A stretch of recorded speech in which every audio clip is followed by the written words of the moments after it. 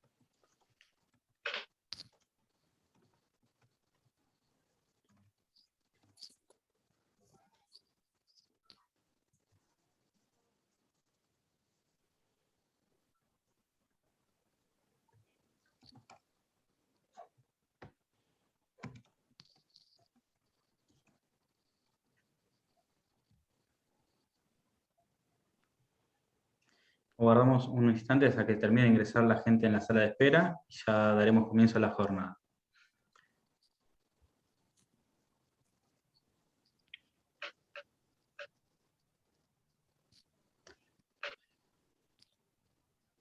Perfecto. Bueno, muchas gracias a todos por estar presentes en el día de la fecha. Damos inicio a la jornada del día de la fecha. Le damos la palabra a Agustín Fabricatore, presentador de la jornada. Bueno, muy buenas tardes. Es un honor darles la bienvenida a esta 27ª jornada de Derecho a la Integración de la cátedra del doctor Calogero Pisolo. La temática que van a abarcar hoy es la cooperación internacional en época de pandemia. En primer lugar, va a exponer el doctor Alfredo Soto, que es director de la Escuela de Graduados y codirector del doctorado por la Universidad Nacional de Al Rosario. revés, Agustín. Primero hablo yo y después Alfredo. Perdón, doctor. Vamos de vuelta. Mil disculpas. Mil disculpas. En primer lugar va a exponer el doctor Calogero Pisolo. Entonces, es profesor titular en Derecho a la Integración y en Derechos Humanos y Garantías de la Universidad de Buenos Aires. Es coordinador del Centro de Excelencia Jean Monnet, Integración Regional y Derechos Humanos, y actualmente director del Departamento de Derecho Público II por la Universidad de Buenos Aires. Doctor Pisolo, le cedemos la palabra muy amablemente. Muchas gracias. Bueno, gracias, Agustín. Buenas tardes a todos y a todas. Es un gran gusto poder reencontrarme y reencontrarme con queridos colegas y amigos. Alfredo, un gusto compartir de vuelta un espacio académico. Querido amigo, profesor titular, colega de Derecho de la Integración. El tema que vamos a desarrollar hoy tiene que ver con un tema central que encaran los procesos de integración regional. Tiene que ver con superar las asimetrías, tiene que ver con convertir a ese proceso de integración en un motor, en un instrumento superador de las asimetrías que converjan hacia la cohesión, lo que se denomina la cohesión. Ya vamos a ver que si echamos una rápida mirada al Mercosur, el Mercosur es notoria y visiblemente un proceso asimétrico en cuanto a sus Estados miembros. Hay una relación asimétrica en cuanto al territorio, a la economía, a la población. Y todo eso influye, en última instancia, en la sustentabilidad del proceso de integración regional. Entonces nos pareció interesante plantear como objeto de estudio, de debate, de esta nueva edición de la Jornada de Derecho a la Integración, en tiempos de pandemia, ¿qué pasa con la cooperación con el fin de superar las asimetrías? Decía que Superar las asimetrías es uno de los desafíos centrales que enfrenta todo proceso de integración. Y es central el desafío en dos dimensiones. En una dimensión sociocultural, porque es el espacio desde donde se construye la legitimidad de un proceso de integración regional. O lo que es lo mismo, su aceptación por todos nosotros, por los integrados. Resolver el problema de las asimetrías es un problema que repercute directamente en la legitimidad, en la percepción por los integrados de ese proceso. Y la otra dimensión importante, donde discutimos este problema, el de superar las asimetrías, el desafío de superar las asimetrías, es la dimensión económica y política, donde se perciben los beneficios de integrarse, donde los integrados percibimos los beneficios de integrarse. Ambas dimensiones interactúan entre sí y la finalidad perseguida tiene que ver con la continuidad en el tiempo del proceso. Si la percepción social, y esto lo sabemos bien nosotros, de los beneficios de integrarse no es percibida positivamente por los integrados, al menos en un porcentaje mayoritario, la aceptación de todo el proceso hacia el futuro está comprometida. Eso ocurre a lo largo de los años cuando, como en el caso del Mercosur, las realidades asimétricas a las que hacemos referencia no solo persisten, sino que se profundizan, relegando las expectativas sociales sobre la integración al universo discursivo y alejándolas, por ende, de su relevancia práctica. ¿De qué hablamos cuando hablamos de asimetrías? El Banco Interamericano de Desarrollo, en un informe sobre el Mercosur, claramente señala que las asimetrías estuvieron presentes en la agenda del Mercosur 11 años después de su fundación, es decir, a partir del 2003. Ustedes saben que el Mercosur se funda en 1991 a partir del Tratado de Asunción. Ese tratado, si bien señala diferencias estructurales entre Argentina y Brasil por un lado y Uruguay y Paraguay por el otro, en tanto miembros fundadores, lo cierto es que no propone, individualiza ni señala estas asimetrías.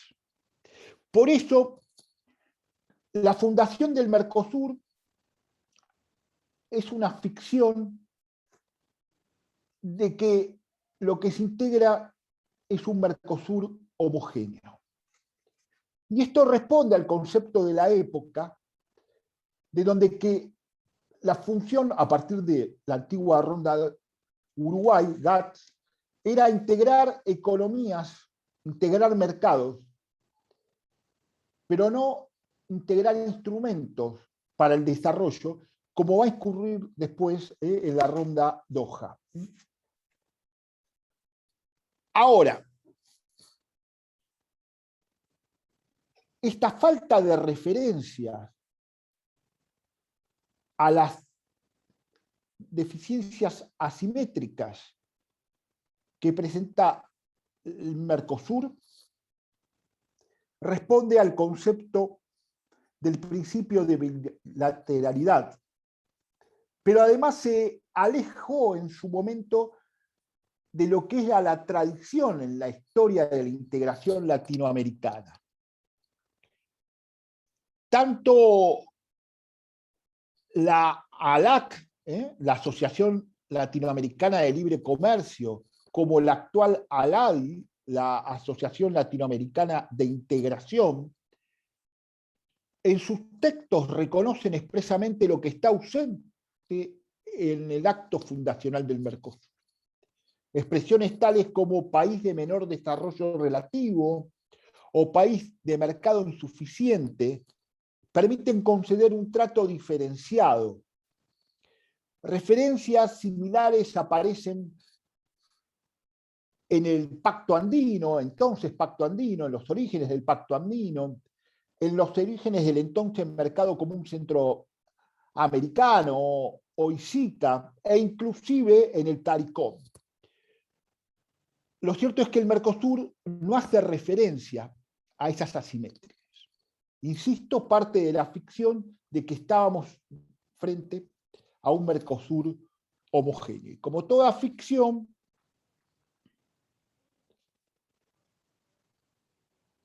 desvanece con el tiempo y nos encontramos de frente, sobre todo producto de la presión que hace Paraguay y Uruguay, para que en el 2013 comience a evaluarse la existencia de esas asimetrías y se actúe en consecuencia. Las asimetrías pueden ser de dos tipos: estructurales o de políticas. Las asimetrías estructurales vienen determinadas por factores que definen la capacidad de las economías para beneficiarse de una mayor integración de los mercados. Entre estos están el tamaño económico, las dotaciones de factores, los niveles de ingresos per cápita, el grado de flexibilidad de los mercados.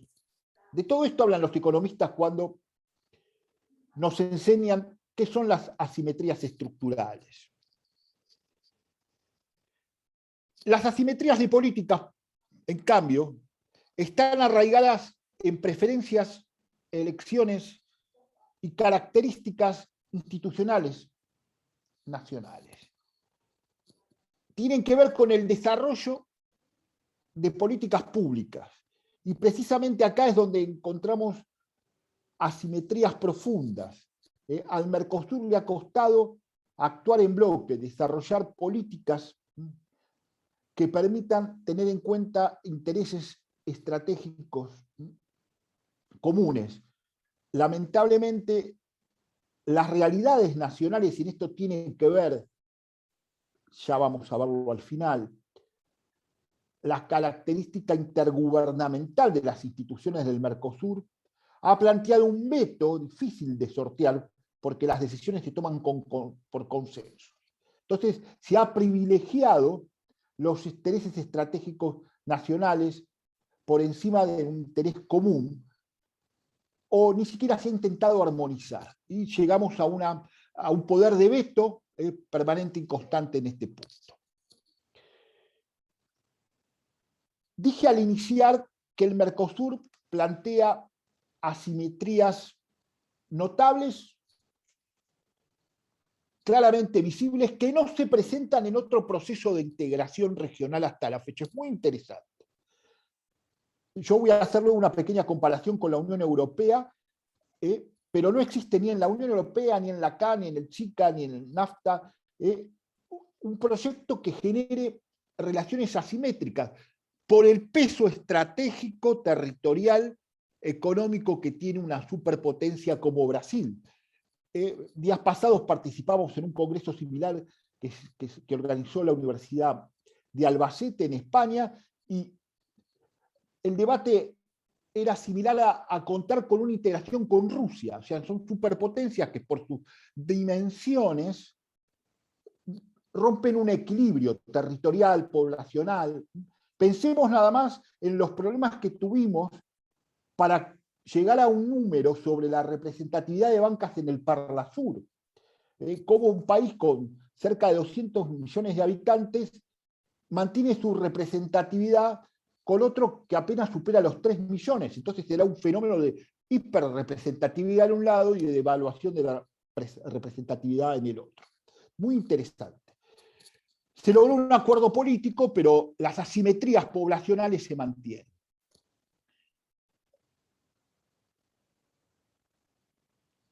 Un dato de la Unión Europea, y lo comparamos con el Mercosur. En la entonces Comunidad Económica Europea, de los seis estados fundadores, Francia, Italia, Alemania, Holanda, Luxemburgo y Bélgica, Francia poseía el 46% del territorio del bloque. Cuando se amplía a 10, se reduce al 33%. Cuando se suman 15, cuando se agregan y se suman 15 al 17%. Hoy, en la actualidad, al 13%. ¿Por qué? Del 46 al 13%, porque ingresan estados de superficie territorial similar como España y Polonia. En población, Alemania en la comunidad de 6 tenía el 32%. Hoy, en la unión de 27, el 16,3%. Y pensemos y recordemos que en el medio está la unidad alemana, ¿no? Se suma a la entonces República Democrática Alemana. ¿Qué pasa en el Mercosur? En el Mercosur de los 4 estados fundadores, Argentina, Brasil, Paraguay y Uruguay, Brasil representa el 72% del territorio del bloque. El 79% de su población y el 71% del producto subregional. Con la incorporación de Venezuela, la preeminencia brasileña se reduce al 67% de la superficie, 71% de la población y 51% del PBI del bloque. O sea, son asimetrías visibles frente a estados como Uruguay o Paraguay. Frente a esta situación que se reproduce con las regiones, es muy importante ver cómo se dan las asimetrías en las regiones. ¿Por qué? Porque cuando se genere un fondo estructural, vamos a ver que uno de los desafíos es cómo repartimos los fondos estructurales para lograr la cohesión.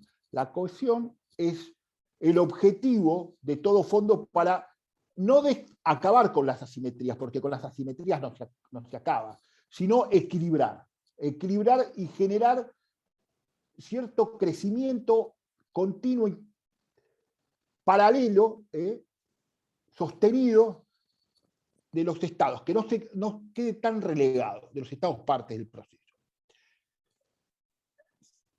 La región pampeana argentina y el sur y sureste brasileño concentran el 65% de la población total del Mercosur, 3 regiones, y casi 3/4 partes de la producción regional. Estas 3 regiones, más la región de Cuyo en Argentina, y si sumamos a Uruguay, son los distritos con mayor producción per cápita, todos por encima del Mercosur. Ahora, si nosotros proponemos que los países más grandes, economías desarrolladas, por ejemplo, si proponemos que Brasil financie la cohesión de los miembros más pequeños, ¿qué ocurre con las regiones más pobres de esos estados? Con lo cual nos lleva a discutir, como el nordeste, por ejemplo, Brasil, nos lleva a discutir si debemos seguir un criterio de país en la repartición de fondos o un criterio por región. Y precisamente este último, el criterio que usan los fondos estructurales de la Unión Europea, modelo que intenta copiar el FOSDEM, nos muestra lo importante de que sea a través de regiones, potenciar el crecimiento de regiones, más allá de consensuar a nivel de países. Y en esto fue central la participación de autoridades supranacionales, hoy ausentes, en un nivel de decisión supranacional y específico que haga diagnósticos sobre el crecimiento y desarrollo de regiones postergadas en la integración. Para ir terminando, les vamos a decir que el mayor desafío que encara el Mercosur en la materia es el Fondo para la Convergencia Estructural del Mercosur, que ya lo nombré, el FOSEM, que se caracteriza por ser un fondo de redistribución. Los más poderosos aportan para el desarrollo de los más pequeños, que reciben inversamente en relación a lo que aportan. Se constituye a partir del Producto Bruto, fue creado por 10 años, se prolongó otros 10 años, conforme al artículo 1 de la decisión 45.4 del Consejo Mercado Común, el FOSEM está destinado a financiar programas para promover la convergencia estructural, desarrollar la competitividad y promover la cohesión social. ¿Cómo se integra el FOSEM? El FOSEM se integra de la siguiente manera.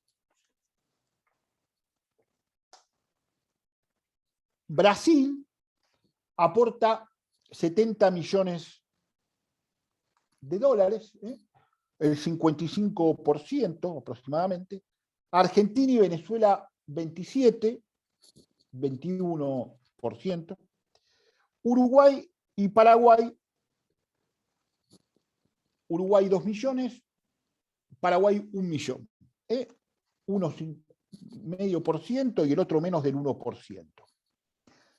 Ahora, ¿cómo se redistribuyen los proyectos que son en 4 materias? Convergencia estructural, desarrollo de la competitividad, cohesión social, fortalecimiento de la estructura institucional. Paraguay, que es el que menos aporta, más recibe, dijimos, tiene la característica, como todo fondo estructural, de ser redistributivo.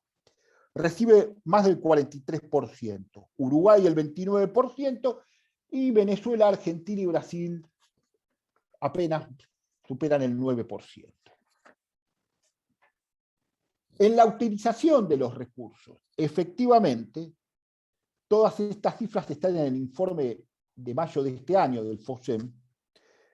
Argentina solo utilizó el 56%, Brasil el 80%, Paraguay el 89%, Uruguay el 86% y Venezuela el 0% porque al momento de ser suspendida no tenía ningún proyecto en marcha. Es evidente que el FOSEM ha servido, pero no ha cumplido con el objetivo de superar las asimetrías. No lo hacía en la prepandemia, ni mucho menos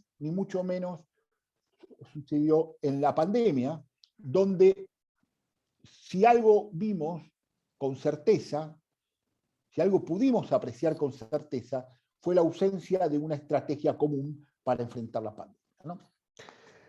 No hubo una cooperación, como se dio en otros procesos, sí hubo una postergación de los proyectos con vistas a superar las asimetrías, con vistas a la cohesión.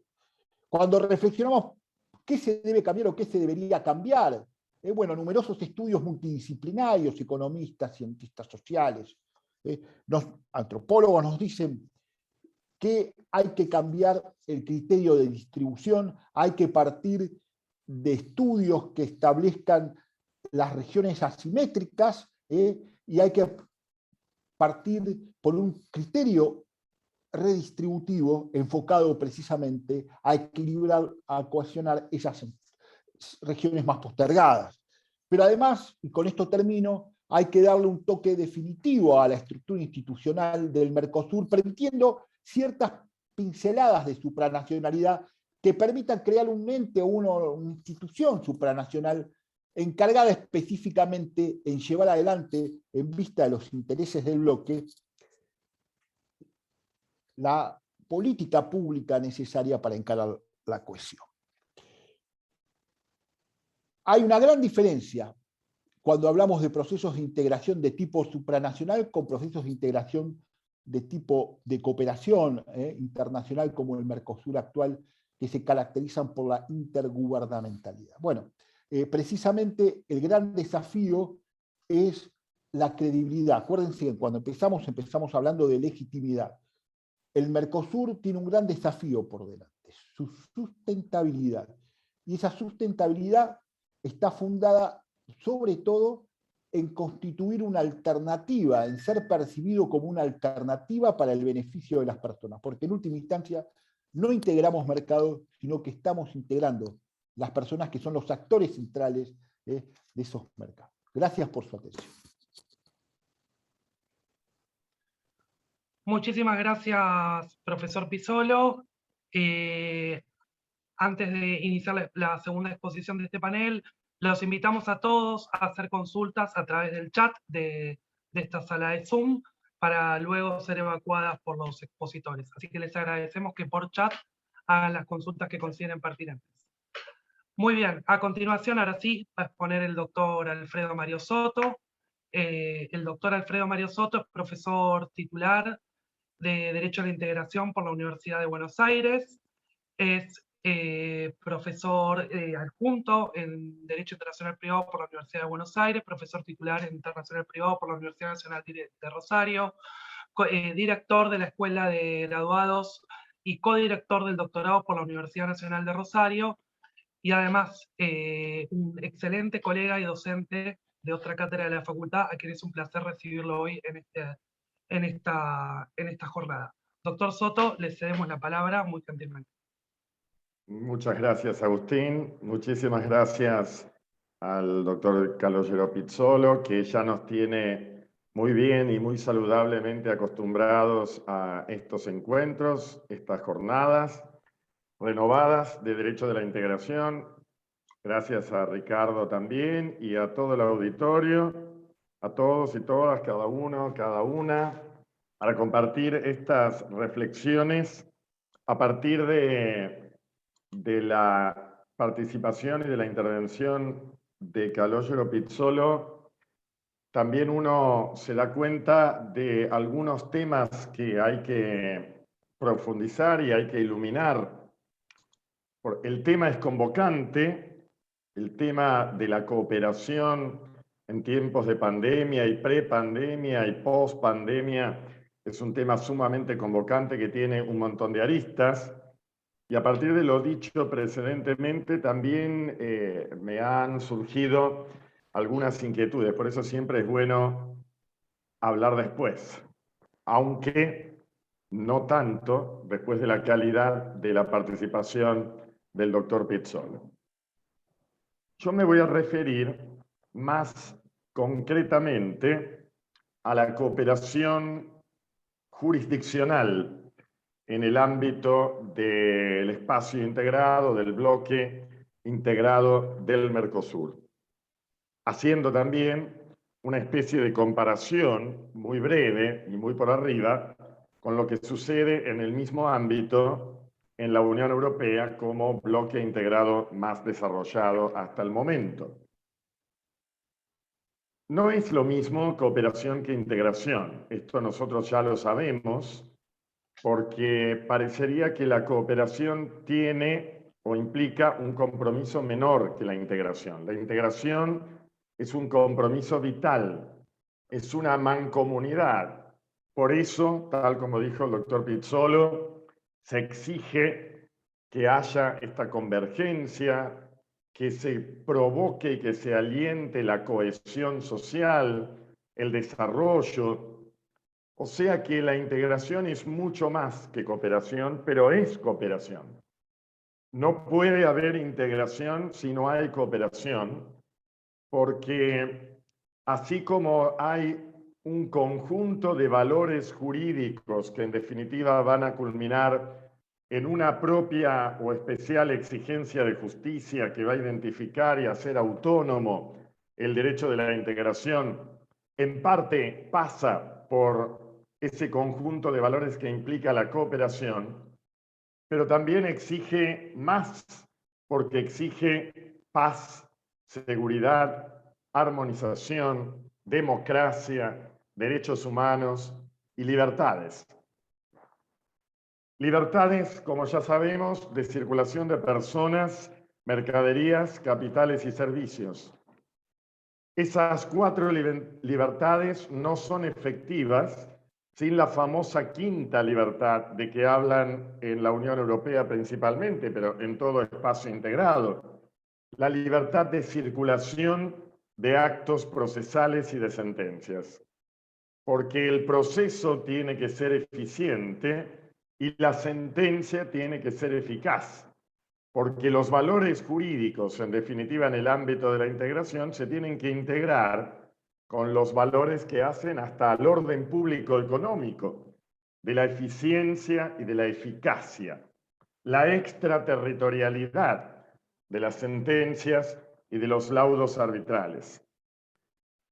Y así como el doctor Pizzolo se había referido a las asimetrías estructurales y la necesidad de un fondo estructural para superar eso, tan claramente ha sido descrito por quien me precediera en el uso de la palabra, hay que reconocer que entre los países del Mercosur en materia de cooperación jurídica, de cooperación jurisdiccional para realizar pruebas en otro país, para notificar una demanda, para el cumplimiento de medidas cautelares, para el reconocimiento y ejecución de sentencias, a 1991, cuando se creó el Mercosur y se firma el Tratado de Asunción, 3 de los 4 países originarios, Argentina, Paraguay y Uruguay, estábamos más acostumbrados a la cooperación jurídica entre nosotros, porque entre nosotros existían ya instrumentos internacionales que unificaban criterios de cooperación, armonizaban de alguna manera criterios de cooperación a nivel procesal y a nivel procedimental.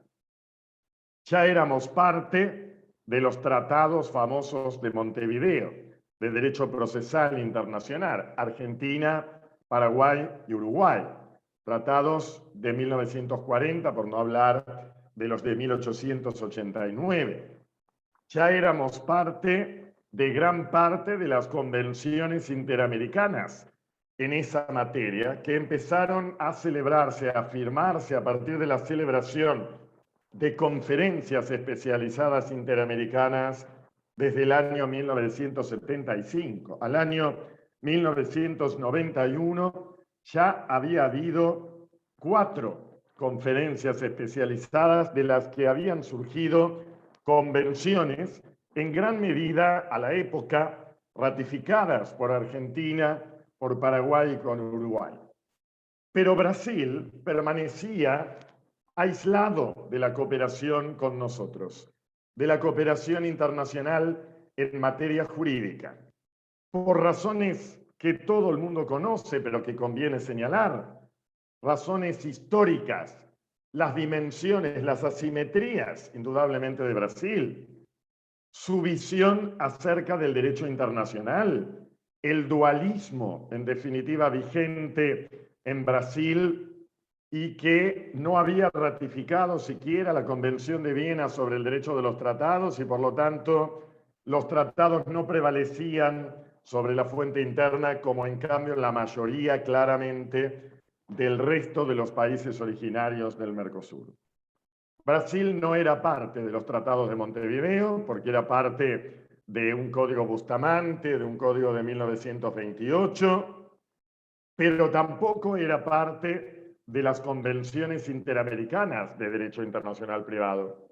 Y fuera del ámbito americano, que ustedes saben que hay foros productores de normatividades en esta materia de cooperación, tampoco había ratificado muchas convenciones de Naciones Unidas y de la Haya, que es un especial foro productor en materia de cooperación jurídica internacional y del que Argentina es parte y firme propulsor, y además ustedes saben que la oficina regional de la Conferencia de la Haya para América Latina y el Caribe está precisamente en Buenos Aires, en la avenida Córdoba al 1300. Hay pocas oficinas regionales fuera de la Haya y una está precisamente acá, por el modelo, de alguna manera, que implica Argentina para Latinoamérica y el Caribe en esta materia de instrumentos surgidos y de la aplicación de estos instrumentos. Por supuesto que a partir de la entrada en vigencia del Tratado de Asunción, Brasil se comprometió a insertarse más en el mundo internacional a partir de cambios en las posturas tradicionales y sobre todo a partir de la adhesión y ratificación de numerosos instrumentos internacionales que hoy sí forman parte también del bagaje jurídico que tenemos en esta materia entre los estados parte del Mercosur. Por supuesto, la cooperación jurídica internacional en el ámbito, en definitiva, mercosureño, es adjetivada como internacional porque es un esquema típico de derecho internacional clásico por la estructura interestatal que tenemos en el ámbito mercosureño, como bien se ha señalado recientemente. Ahora, estos datos que aparecen presentando asimetrías originales y que no son tan originales porque de alguna manera también se mantienen hoy en día, que implican, por ejemplo, que todavía en el ámbito mercosureño hay países como Brasil, en donde a pesar de instrumentos que determinan lo contrario, sigue habiendo un control centralizado a nivel judicial y a nivel de la Suprema Corte de los exhortos y cartas rogatorias cuando, reitero, se supone que debería haber una libre circulación con el cumplimiento de determinados requisitos, observados determinados requisitos, que vayan directamente al juez que tiene que cooperar y que no que tenga que pasar por el Tribunal Superior para luego bajarlo a la autoridad que corresponda, como sucede en Brasil y como sucede en algunos otros países.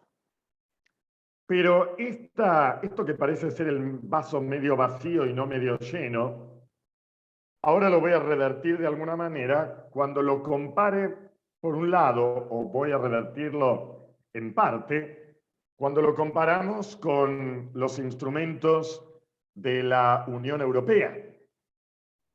Fíjense que le costó menos al Mercosur ponerse de acuerdo en instrumentos comunes, ya como Mercosur, pero con organismos decisorios intergubernamentales, interestatales, que a la Unión Europea.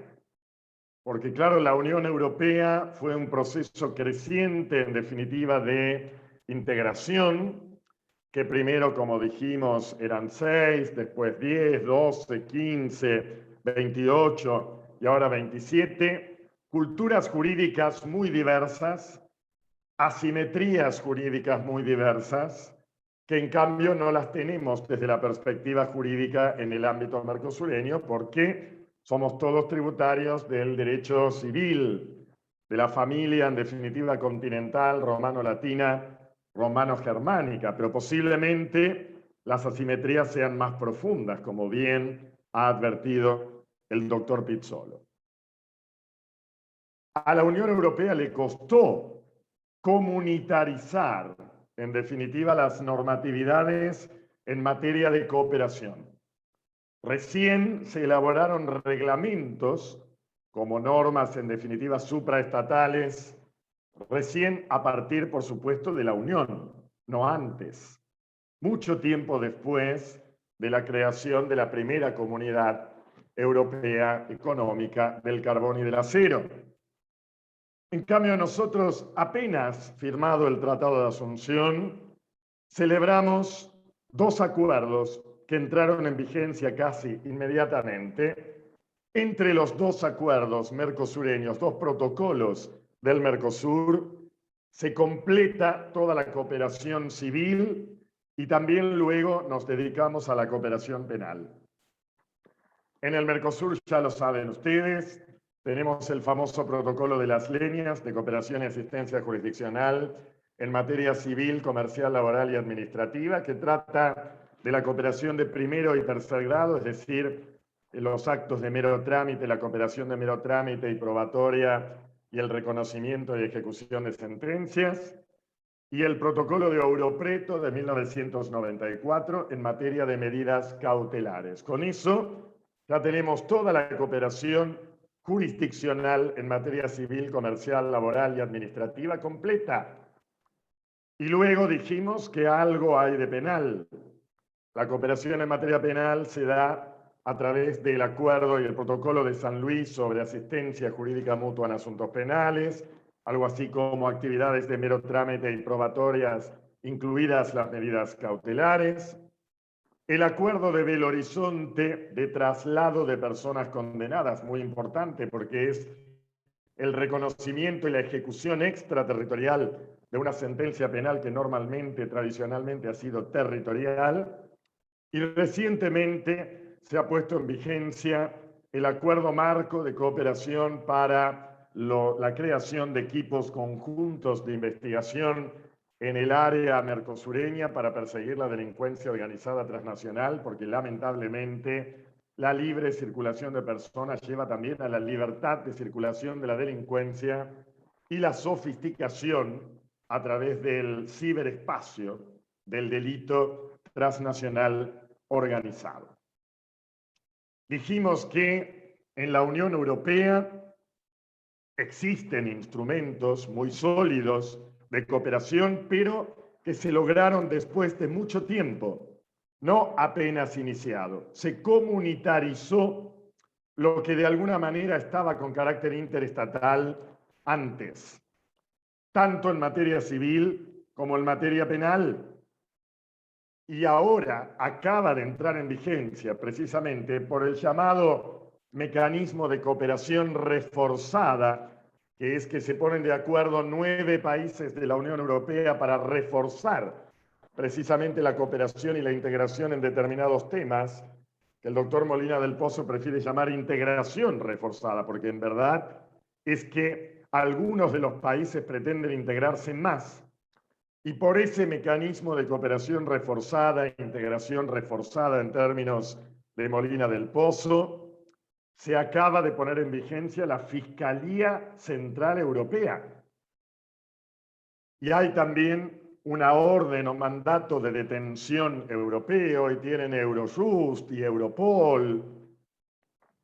Nosotros, en el ámbito mercosureño, no tenemos todavía un ámbito de unificación de la cooperación judicial, pero sí tenemos un ámbito que nos excede, pero en el que estamos incluidos, que es la Red Judicial de Cooperación Iberoamericana en materia civil y penal, la IBERRED, y los trabajos de la Conferencia de Ministros de Justicia de los países iberoamericanos, a la que me voy a referir inmediatamente. O sea, el Mercosur tiene instrumentos de cooperación comunes que se aplican y mucho, como estos protocolos a que he hecho referencia, el protocolo de las leñas y el protocolo de Europreto. Cuando ustedes se fijan en los informes de aplicación de la normativa Mercosur por los tribunales nacionales, sin duda que la mayor cantidad se refiere a estos instrumentos de cooperación, porque es elemental la cooperación, porque no hay libertad de circulación de personas, mercaderías, capitales y servicios si no hay libertad de circulación de actos procesales y de sentencias. Y para ello se exige hoy la cooperación. Es un deber cooperar. Y hay una regla no escrita, un principio, a veces escrito, no escrito, a veces escrito, pero en muchos casos no, que opera como principio, que es aplicar la norma más favorable a la cooperación. Porque en el ámbito mercosureño no debemos agotar la cooperación con los instrumentos mencionados, sino que podemos y debemos utilizar otros instrumentos que favorezcan la cooperación en el caso concreto. Podemos utilizar, por ejemplo, la CIDIP, podemos utilizar las convenciones de Naciones Unidas, podemos utilizar las convenciones de La Haya, aun cuando algunas sean anteriores a otras. Acá no rige que la posterior deroga la anterior, sino que, como dicen algunos tratados, este tratado no restringe, no limita la aplicación de normativas que sean más favorables a la cooperación entre los Estados partes. Y estamos hablando del derecho duro, del derecho vinculante, pero ni qué hablar hoy en día con el derecho del soft law, del derecho no vinculante, de los principios, de las guías de buenas prácticas, en que los estados se ponen de acuerdo para proponer, legislar de una manera armonizada, de una manera homogénea, para lograr efectivamente esa cooperación y que se borren las fronteras legales que impiden muchas veces ese tipo de cooperación. Y en ese orden, por ejemplo, es muy importante la labor de la CONJIP, como me refería antes, de la Conferencia de Ministros de Justicia de los países iberoamericanos, a través de esta gestión, de alguna manera, de la Iberred, que en pandemia ha sido fundamental, porque la cooperación normal es a través de instrumentos físicos, de papeles, de exhortos y de cartas rogatorias. Y esto ha sido restringido, cuando no imposibilitado, por las restricciones impuestas por la pandemia a partir de las decisiones que derivaron en la cuarentena, en el aislamiento. La libre circulación de documentos físicos hasta no es sustentable y por lo tanto hay que agilizar la vía electrónica. Acaba de entrar en vigencia en el ámbito de la Conferencia de Ministros de Justicia de los países americanos, pero nada más que entre Andorra, Cuba y España, y esperemos, alentamos a todos los países del Mercosur para que ratifiquemos el convenio de Medellín de transmisión electrónica de los pedidos de cooperación entre autoridades centrales, es decir, entre las autoridades de aplicación de los convenios. Y hay otro instrumento que permite, por ejemplo, agilizar los trámites de cooperación a través de videoconferencias, fundamental en este periodo de pandemia, pero antes y después también, para la cooperación entre las autoridades competentes de los diversos países. Ahora, ¿ustedes creen que es fácil la cooperación por vía digital? La comunicación entre autoridades centrales, que son normalmente las cancillerías, pero pueden ser otras. La comunicación directa entre jueces. No estamos demasiado acostumbrados, a pesar de estar habilitados por la Convención, por ejemplo, Interamericana de Exhortos y Cartas Rogatorias, que en eso sería más favorable a la cooperación que los instrumentos Mercosur, porque los instrumentos Mercosur no prevén la cooperación directa entre jueces, cosa que sí lo prevé la Convención Interamericana, que es anterior al Mercosur, pero sí es más favorable a la cooperación, debemos aplicarla. Y no se aplica mucho porque esto de comunicarse directamente entre jueces provoca a veces inseguridades. Es cierto que hay que cooperar siempre y cuando se respete el debido proceso, siempre y cuando no se violen, no se afecten principios fundamentales de orden público internacional y siempre y cuando las partes estén de acuerdo en ese tipo de comunicaciones directas. Pero ¿por qué no hacerlo? No hay que tener efectivamente un sentido demasiado estricto del orden público territorial, sino un orden público internacional mercosureño que sea más abierto precisamente a la cooperación.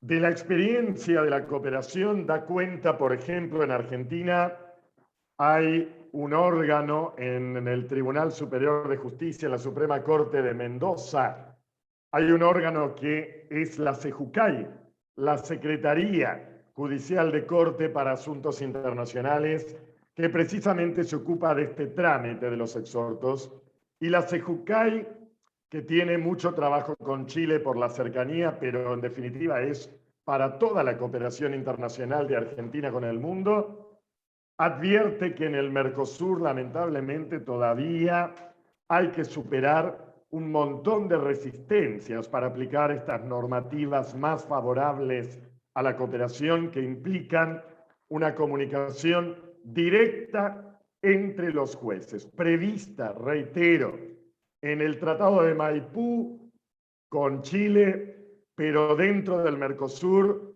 todos somos parte de la Convención Interamericana de Exhortos y Cartas Rogatorias que así lo prevé. Esto es la verdadera cooperación que hay que profundizar. En época de pandemia, pero también más allá de la pandemia, en parte, en gran medida, para lograr los objetivos de desarrollo sostenible de la famosa Agenda 2030. Eliminar el papeleo, abrirse a la cooperación digitalmente, transmisión electrónica, con el resguardo, obviamente, de la prueba, con el resguardo del debido proceso, que no viole el orden público, en definitiva internacional, pero siempre teniendo en cuenta que la cooperación es un eslabón, un paso absolutamente necesario, imprescindible, anterior a la integración verdadera, que implica mucho más que cooperación, porque implica paz, democracia, derechos humanos, seguridad, armonización y libertades. Muchísimas gracias, yo sigo, ahora quedo a disposición para cualquier inquietud. Son ustedes muy amables. Muchísimas gracias, profesor Soto, y a continuación vamos a proceder a algunas preguntas que nos han acercado a través del chat del Zoom, ¿sí? La primera pregunta es para el doctor Calogero Pizzolo, si vio una evolución en las asimetrías democráticas del Mercosur a partir de la pandemia.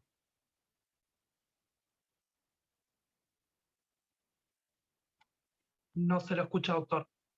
Tiene el micrófono apagado. Perdón, ¿me repetís, Agustín, la pregunta? Sí, si hay una evolución en las asimetrías democráticas del Mercosur a partir de la pandemia. ¿Evolución o involución? Evolución, evolución.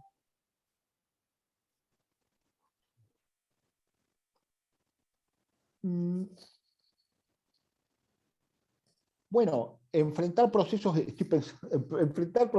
crisis desde la institucionalidad en una región que históricamente ha sufrido embates a su institucionalidad en procesos de crisis es muy importante. Entonces yo creo que sí, que es muy positivo. Es muy positivo porque no hay que olvidarse, lo que pasa es que nos alejamos del tema de la jornada, pero no hay que olvidarse que previo y durante la pandemia, concentrándonos en América del Sur, los escenarios que se vivieron en Chile, en Colombia, sobre todo, son de gran conflicto social, ¿no? Perú, son de gran conflicto, bueno, la permanencia del escenario en Venezuela, que la lleva a la suspensión del proceso. Y sin embargo, la institucionalidad logra absorber, es importante destacar la realización de los procesos electorales, muy, muy importante en Chile, en Perú, en Argentina, es muy importante. Yo creo que sí que es muy positivo. Sí. Lo que tenemos que ver es actuar en grupo frente a las emergencias, sobre todo ahí era una buena oportunidad para, no sé, al menos que los ministros de salud dialoguen entre ellos, ¿no? Y dar alguna especie de respuesta al cierre de fronteras. El cierre de fronteras en un momento era anárquico, cada país. No era, al final se terminó consensuando, sobre todo la frontera de Argentina y Brasil por el comercio, ¿no? Yo creo que ha madurado la región, ha madurado bastante en ese sentido, sí, es muy importante. El doctor Alfredo Soto habló de cooperación jurisdiccional. ¿Hay alguna normativa específica a partir de la pandemia en materia de restitución internacional de niños, teniendo en cuenta el libre tránsito?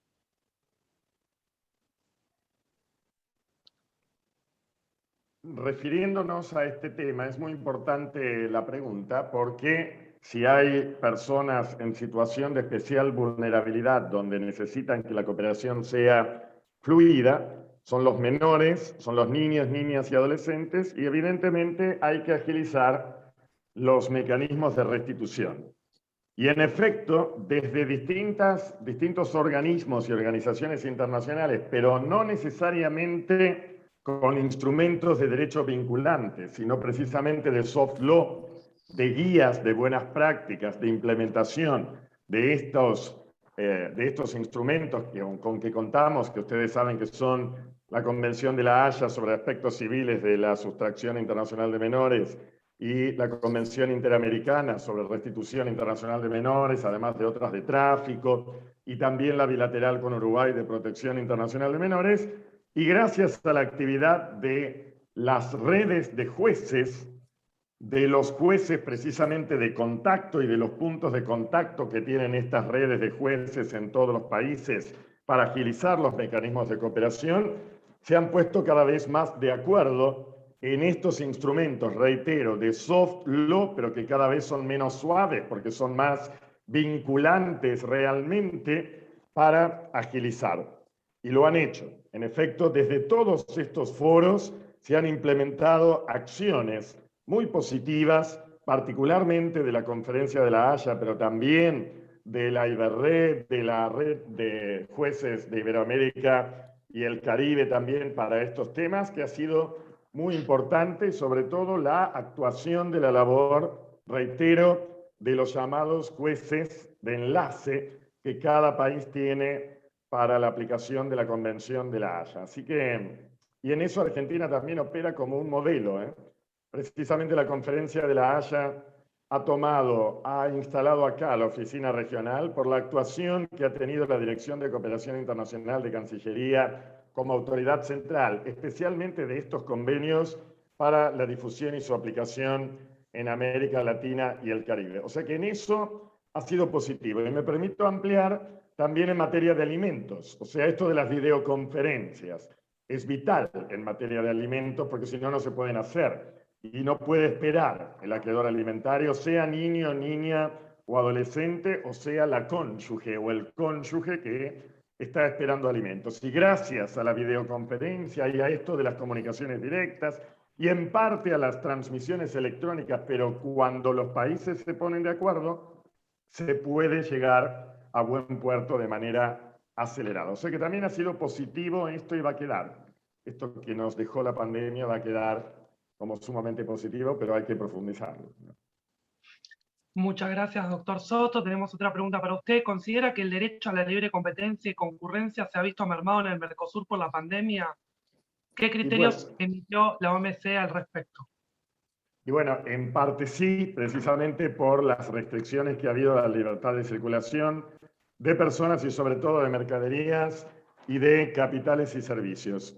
La Organización Mundial de Comercio otra vez ha tomado algunas iniciativas, pero no muchas, sobre todo desde la perspectiva del derecho duro, del derecho vinculante, que no han favorecido demasiado esta libre competencia. Esto es un desafío. Sin duda, el tema del derecho de la competencia se ha visto desafiado por la pandemia y me parece que la comunidad internacional no ha respondido a la altura de las circunstancias, porque si bien la libertad de circulación de personas se vio más restringida, la libertad de circulación de capitales y servicios y sobre todo de mercaderías ha habido también esa restricción y me parece que no ha habido grandes respuestas por parte de ese derecho que excede, por supuesto, el tema estrictamente de la integración. Otra pregunta para el doctor Pisolo, si la creación de la Corte Suprema del Mercosur permitiría superar o favorecer la cooperación internacional. Sí, antes de contestar me gustaría invitar a los participantes a que llenen una encuesta anónima que tienen el link ahí en el chat. Para nosotros es muy importante porque nos permite, son encuestas de calidad, hace ya varios eventos que hacemos encuestas de calidad para beneficiar, ¿no?, en definitiva, la producción de conocimiento. Sí, claro, es un viejo anhelo y espero que más temprano que tarde se concrete, y esto sería fundamental, pero requeriría un cambio de coyuntura que nos lleve a tener confianza en la institucionalidad del Mercosur. Yo creo que un mecanismo de consulta de los jueces nacionales con una autoridad a la que se le reconozca la autoridad interpretativa, la capacidad interpretativa del derecho mercosureño sería fundamental, para empezar a construir una jurisprudencia dinámica, ¿no?, que permita cohesionar el proceso. Sería muy importante. Pero claro, si finalmente la tenemos, pero vamos a ignorar sus sentencias o las vamos a seguir o vamos a discutir si tiene o no tiene la autoridad, estaríamos peor que antes. Yo señalo lo que pasa con el Parlasur, lo que nos costó tener un parlamento, lo que nos costó ponernos de acuerdo, como dije en algún momento, sobre el problema de la asimetría poblacional. Logramos elección directa en Paraguay, Argentina, y al final volvemos para atrás, porque la pandemia tampoco ayudó, pero tampoco ayudó mucho la fe en la institucionalidad del Mercosur. Entonces, es un debate, ¿no? Es un debate que hay que dar. ¿Creemos en la institucionalidad? No digo copiar la supranacionalidad, pero ¿creemos en una institucionalidad? Muchas gracias, doctor. Confiamos en su anhelo y que la verdad también el gobierno lo tenga en cuenta para postularlo tanto como árbitro actualmente ante el TPR o como miembro de la Corte del Mercosur. La cátedra lo espera. Por último, última pregunta para el doctor Soto. ¿Cómo regula el Mercosur a partir de la pandemia el comercio electrónico? ¿Cómo se llevó a cabo con el cierre de fronteras ante la pandemia el intercambio de bienes y servicios? No hay decisiones unificadas, en definitiva, en esta materia, a través de instrumentos, otra vez, de derecho vinculante, sino a través de las prácticas que ya se venían dando, porque tampoco hay que confiar mucho. Está bien que, a ver, no va a parecer un poco contradictorio, pero está bien que las instituciones indudablemente tienen que funcionar y estamos totalmente de acuerdo con la institucionalidad a nivel de un tribunal judicial, pero también tenemos que confiar en la propia fuerza, diríamos, del comercio internacional que tiene sus propias reglas, ¿no? Las propias reglas del mercado, que no confío tampoco que sea la mano invisible, porque es verdad que no es la mano invisible, sino que las elaboran los grandes comerciantes internacionales, los profesionales que los asesoran, etcétera, pero tienen sus propias reglas en materia de circulación de mercaderías a partir de la costumbre, de las prácticas, de los usos, de los principios, en parte también de soft law, de lo que hacen los operadores del comercio internacional, en donde el comercio electrónico, por más que no esté reconocido, regulado legalmente a nivel mercosureño,